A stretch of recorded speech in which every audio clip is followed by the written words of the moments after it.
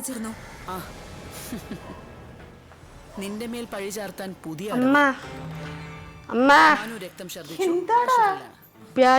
അപ്പോഴത്തെ വിശക്കുന്നു. ഇങ്ങനെ താടാത് ഒരു സ്ഥാനത്ത് ഫോൺ വെക്കാൻ പറ്റില്ല. കളിക്കാതെ ഇതിങ്ങനെ തൂക്കിട്ടോണ്ടിരിക്കല്ലേ, അതിനകത്ത് പിടിച്ചിട്.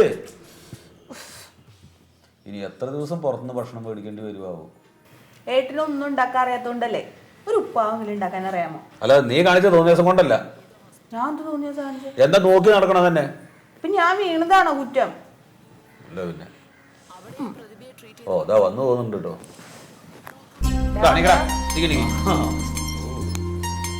നല്ല പാർട്ടിയാണ്. അമ്മാവരെവിടെ പോയതാ? വിശന്നിട്ട് ഭയങ്കര തിരക്കടാ. ബിരിയാണി ബിരിയാണി ഇട്ടിപ്പോ അവന്റെ ട്രൗസർ കൂടി പോലെ കേട്ടിടാ. തിന്നാൻ വേണ്ടി മാത്രം തീറ്റ തിന്നാൻ വേണ്ടി മാത്രം വളർത്തേണ ആ ചെക്കന. അല്ല, നീ എന്തൊരു മനുഷ്യനാണ്. എപ്പോ പോയത് അവിടുന്ന്? അതിന് ഞാനെങ്ങും പോയി താമസിച്ചല്ല. ആ നമ്മുടെ റെസ്റ്റോറന്റിൽ എന്തൊരു തിരക്കാണത്. ഞാൻ ഓർഡർ ചെയ്തിട്ട് മൈൻഡ് ചെയ്യണില്ലെന്ന്. ഇവരെന്തോ മറ്റേ ബൂബർ ഈറ്റിംഗ് എന്ന് പറഞ്ഞിട്ട് ഒരു പരിപാടി ഉണ്ടല്ലോ.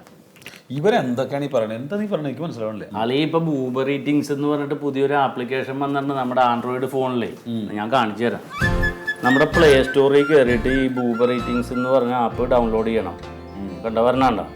അത് വന്നു കഴിഞ്ഞാൽ ആ എംബ്ലത്തും ഒന്ന് തൊട്ട് കൊടുത്താൽ ഏറ്റവും ടോപ്പ് റെസ്റ്റോറൻറ്റുകളുടെ നല്ല ഫുഡ് കിട്ടുന്ന സ്ഥലങ്ങൾ അഡ്രസ്സും കാണിക്കും, ആ ഫുഡും ഇതിൽ കാണിക്കും. അതിൻ്റെ നേരെ കണ്ട ഓരോന്നിൻ്റെ റേറ്റ്. നമുക്ക് ഇഷ്ടമുള്ളത് സെലക്ട് ചെയ്ത് കൊടുത്താൽ നമ്മുടെ ലൊക്കേഷൻ അവിടെ കാണിക്കും.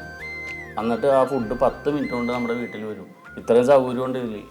ഇവിടെ കൊണ്ടു തരൂ? നമ്മുടെ വീട്ടിൽ കൊണ്ടുവന്ന് തരുമെന്ന്. അപ്പൊ ആ വണ്ടിയുടെ പൈസയും കൂടെ നമ്മൾ കൊടുക്കണ്ടേ? ഒന്നും വേണ്ട, നിസ്സാര പൈസയുള്ളൂ, നല്ല ഫുഡും കിട്ടും. എടാ പിന്നെ ഇതൊന്നും ചിലപ്പോ അത്ര നല്ല ഫുഡാവില്ല. വല്ല കല്യാണത്തിനൊക്കെ ബാക്കി വന്നിട്ടുള്ള ബിരിയാണിയോ അതൊക്കെ കെട്ടിപ്പൊതിഞ്ഞ് കൊടുക്കുന്നതായിരിക്കും. എൻ്റെ അളി ഇത് ചില്ലറ കളിയല്ലേ. ഇന്റർനാഷണൽ കമ്പനികളാണ് ഇതിന്റെ പുറകില്. നമ്മളറിയാഞ്ഞിട്ടാണ്. അളിയെ നമ്മ ടൗണിലൊക്കെ പോകുമ്പോ പെട്ടി പോലത്തെ ഒരു ബാഗ് തൂക്കിയിട്ടിട്ട് 2 വീലറിന് പിള്ളേര് പായാറില്ലേ, അത് ഇവര് ഇതിന്റെ ഡെലിവറി ബോയ്സ് ആണ്. ഓരോ വീട്ടിലേക്കുള്ള ഓർഡർ എത്തിക്കാണ് അവരാ കാണുന്നത്. ആ ഇന്നൊരു കാര്യം ചെയ്താലോ? ഇവളുടെ ഈ കൈ ശരിയാവുന്നവരെ നമുക്ക് ഇതിന്ന് ഭക്ഷണം വരുത്തിച്ചാലോ? നല്ല കാര്യമാണ്. ഉഗ്രം ഫുഡും കിട്ടും, നിസ്സാര പൈസയേ ഉള്ളൂ. എത്ര ദിവസം കൊണ്ട് റെസ്റ്റ് ചെയ്ത്? ഇതിപ്പോ 15 ദിവസമൊക്കെ മതി എന്നാ പറഞ്ഞത്. പക്ഷെ ഇവളുടെ രീതിക്ക് അനുസരിച്ച് എങ്ങനെ പോയാലും 1 മാസം പിടിക്കും. അതുപോലെ ആ കൈ വെച്ചിട്ടൊന്നും ചെയ്യാൻ വേണ്ട. ഒരു പണി ചെയ്ത് വെച്ചാൽ മതി. ഇത് ലാഭമാളിയാ. ഗ്യാസ് വേണ്ട, പാത്രം കഴുകണ്ട, വേറെ പലചരക്ക് സാധനം മേടിക്കണ്ട. നമുക്ക് എന്ത് ഫുഡാ വേണ്ടതെന്ന് വെച്ചാൽ ഒന്ന് തൊട്ട് കൊടുത്തേച്ചാൽ മതി. എന്ത് ഫുഡും കിട്ടും. കണ്ട ഉണക്കമുള്ള വറുത്തത് വരെ ഉണ്ട്, പൊടിയരിക്കഞ്ഞി, എന്ത് വേണേലും കിട്ടും. ഒറ്റ കുഴപ്പമുള്ളൂ, കൈ കഴുകാൻ അവര് നിൽക്കൂല. അത് നമ്മൾ സ്വന്തം കഴുകണം. ബാക്കി എല്ലാ സൗകര്യമായിട്ടുണ്ട് ഇതില്. നീ ഒരു കാര്യം ചെയ്യ്, അതൊക്കെ എന്റെ ഫോണിൽ ശരി തന്നെ. നിസാര ഒന്ന് ആ പ്ലേ സ്റ്റോറിൽ പോയിട്ടൊന്ന് ഡൗൺലോഡ് ചെയ്താൽ മതി.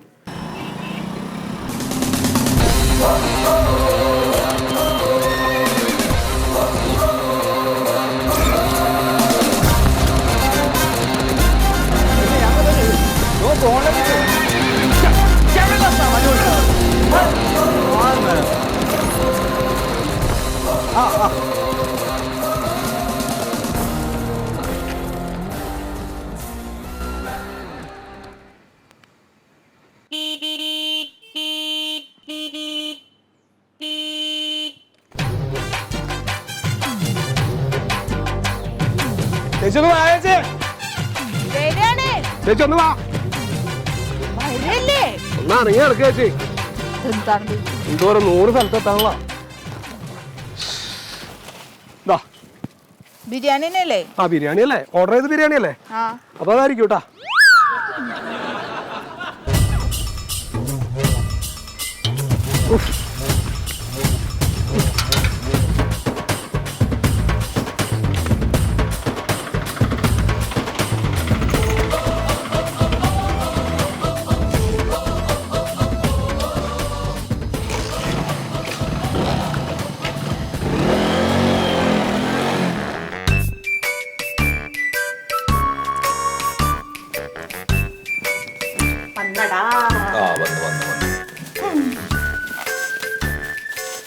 എടുത്താവും വിശന്നിട്ടേ.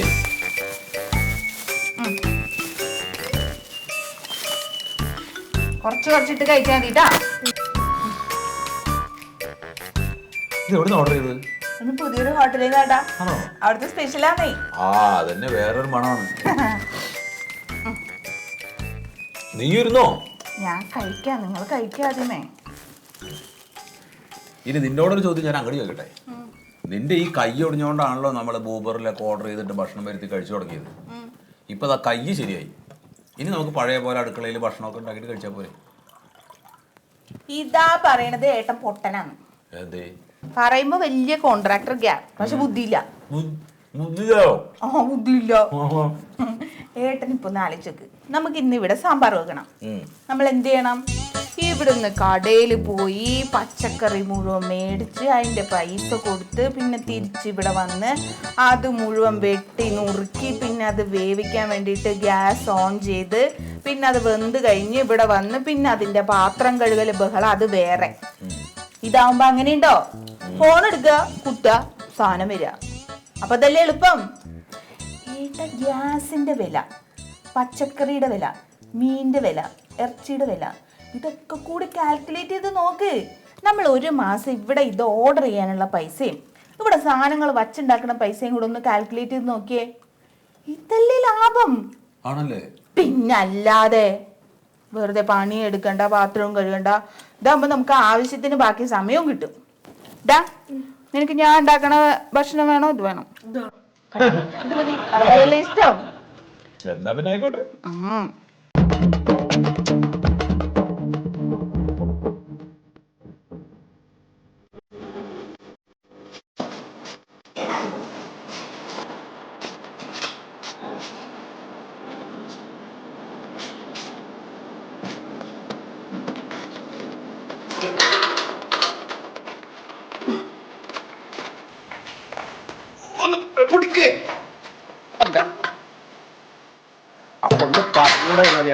സൂതാട്ട ഒന്ന് പറയണ ഒന്ന് പിടിച്ചുകൂടെ?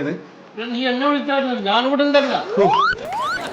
പൊട്ടെടുത്തു ഈ 3 എണ്ണം ഒന്ന് പാർസൽ ചെയ്ത കിട്ടാ. ഇപ്പൊ വേണ്ടെന്ന് ഞാൻ പറയാ. ആദ്യം ഞാൻ ഈ ചോറ് എടുക്കട്ടെ, ഇതിന്റെ കറിയൊക്കെ കവറിലാക്കി.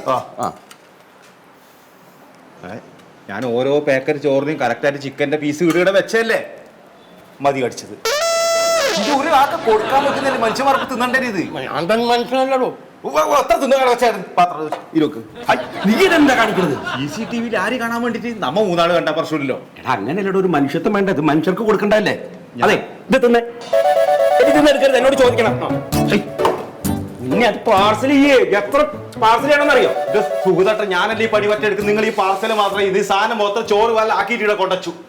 അത് പാർസലാക്കാൻ വലിയ പണിയൊന്നുമില്ല.